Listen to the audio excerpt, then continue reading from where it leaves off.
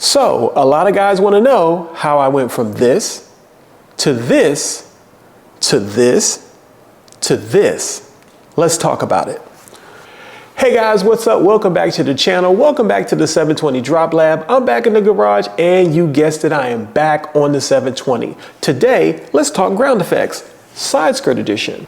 I chose to build my ground effect kit for my truck from scratch. The process I chose to use was to first make a plug, then make a mold of the plug, and then make a part from that mold. Then take that part, bring it to my truck, and further refine it to fit the truck.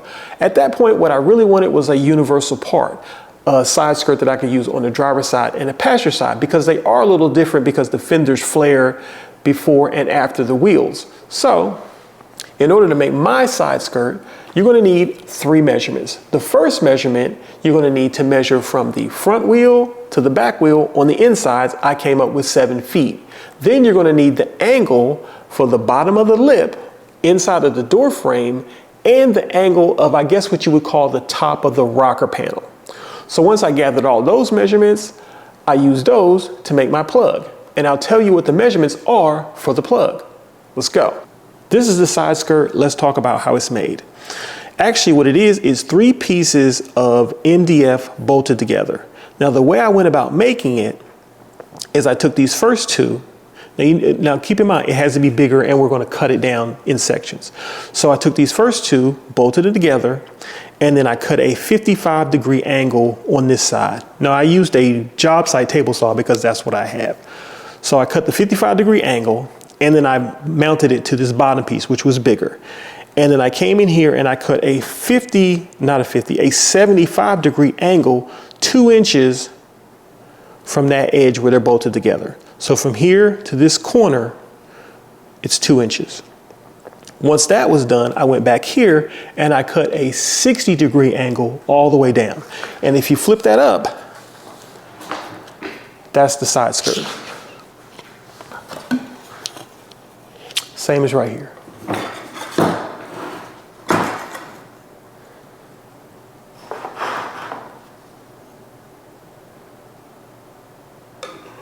And that's how the plug was made for the side skirt.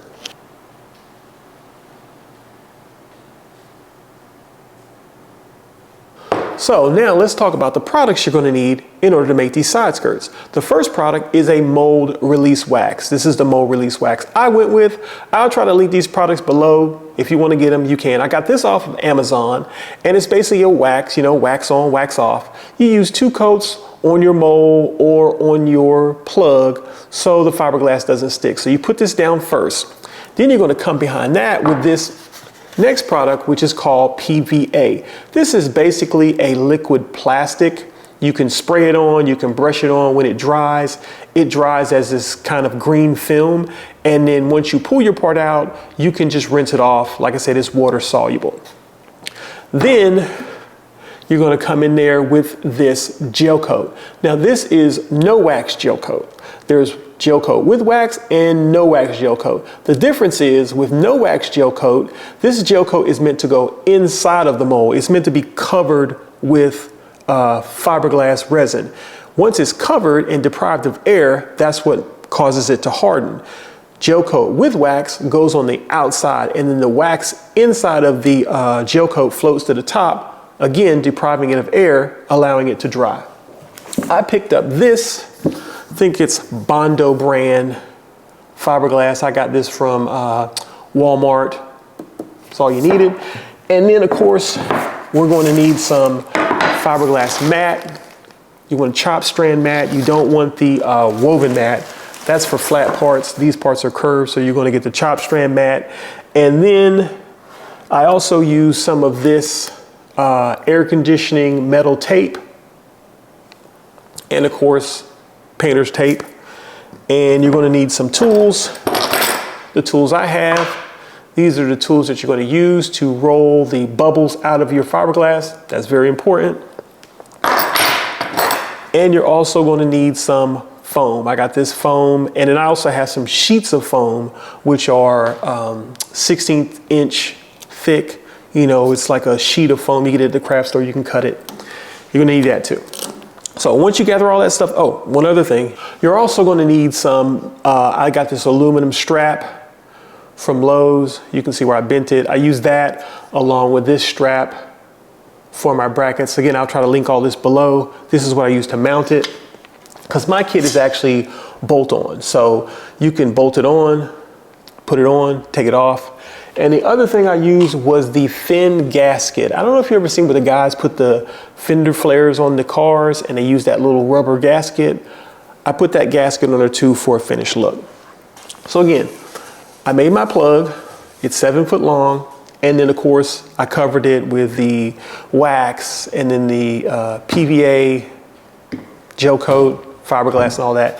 And I ended up with this mold right here. You can see this is basically 7 foot long. And then once you have this, of course, you fill that with fiberglass and resin, and then out, you're gonna get your part. And this is the kit. Of course, this is a short cutoff piece. So once I got this is what's gonna sit inside the door frame. Now, the cab is going to be sticking out further, so you're going to have to notch out for the cab, and you're of course going to notch out so it goes around the front fender. Now mine, the way it sat on the truck, I think my kit is based on the Hot Topics kit. Like that was my inspiration for it. I think their kit begins to flare out probably about halfway through the door, so it meets the flare of the fender, where mine was completely linear, so it fell short. And I knew it was going to fall short, so I was going to kind of mold around. I was going to come off the kit and mold around to sit outside of that flare. I'll show you what it looks like once it was done.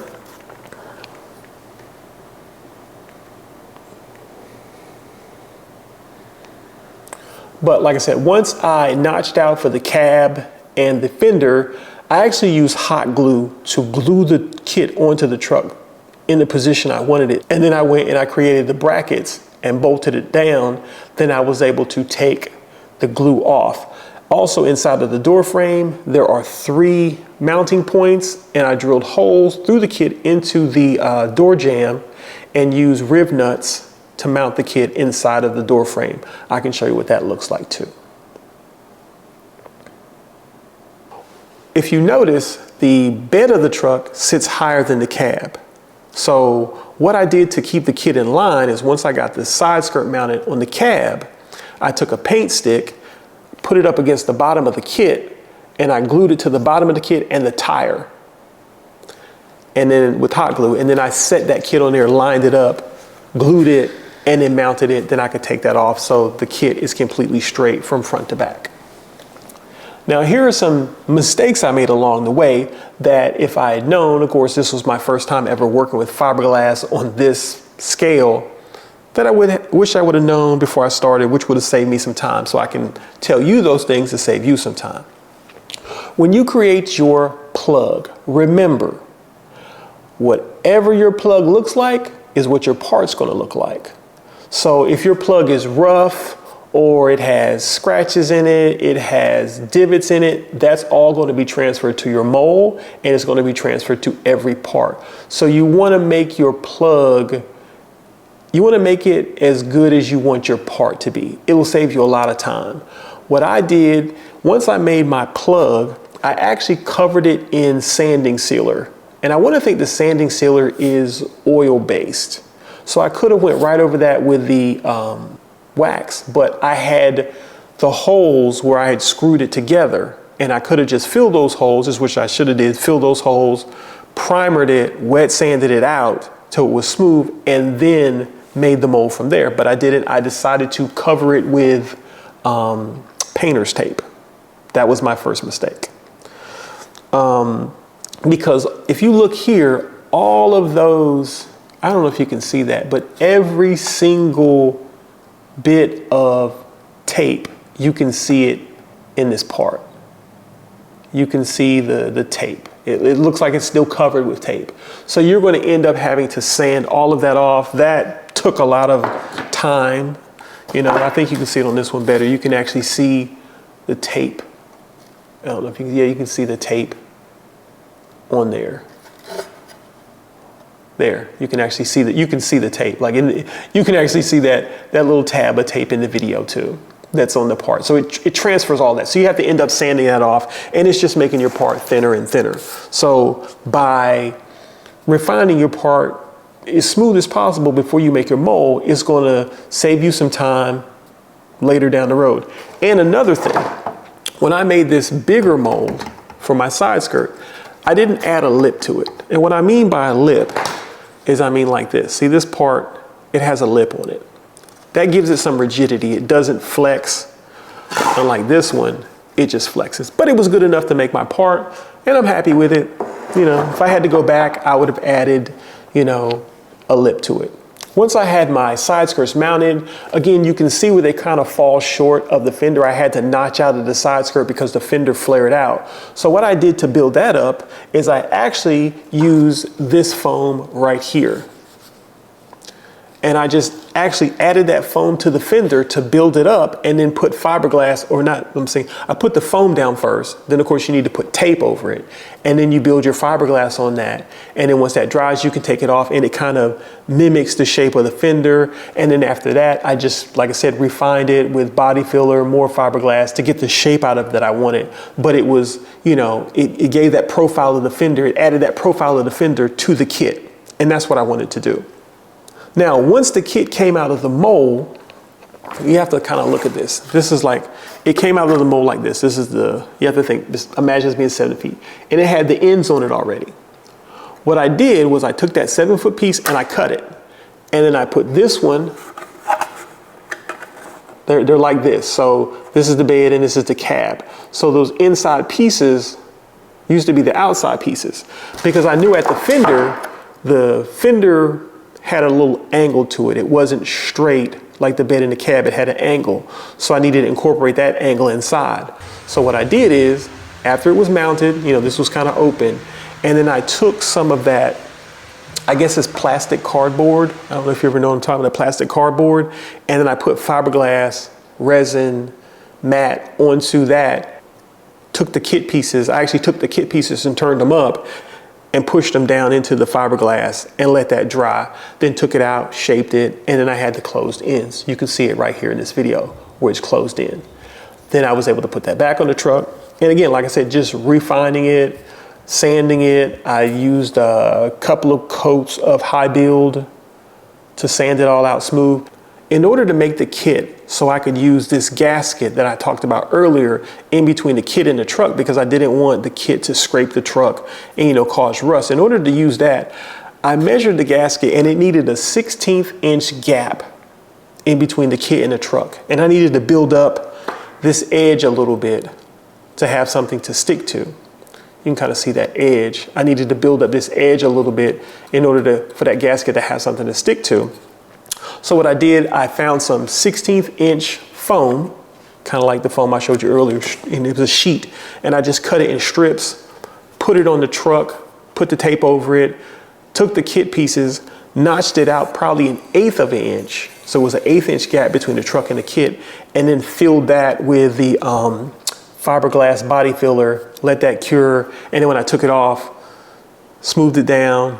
It was a perfect 16th inch gap, or yeah, 16th inch gap, so I could stick that gasket on. And I'll show you right now. Okay, there it is with the actual gasket installed. Of course, I'm just test fitting it. I'll cut a different piece when I'm actually ready. But you can see how the gasket fits in there.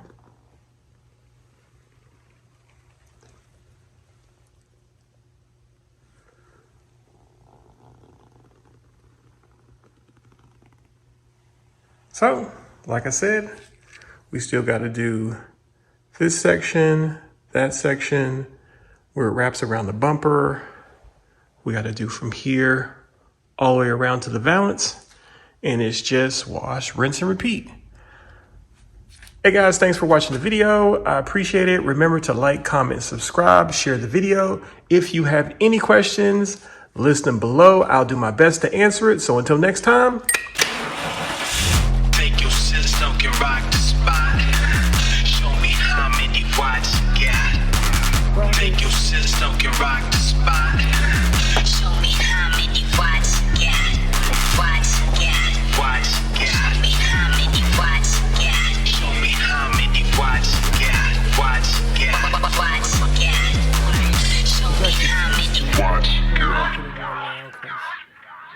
to build that edge in the front.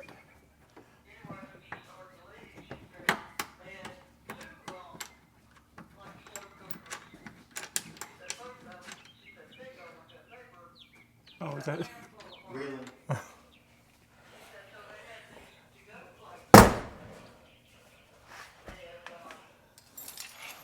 10mm, tighten that up.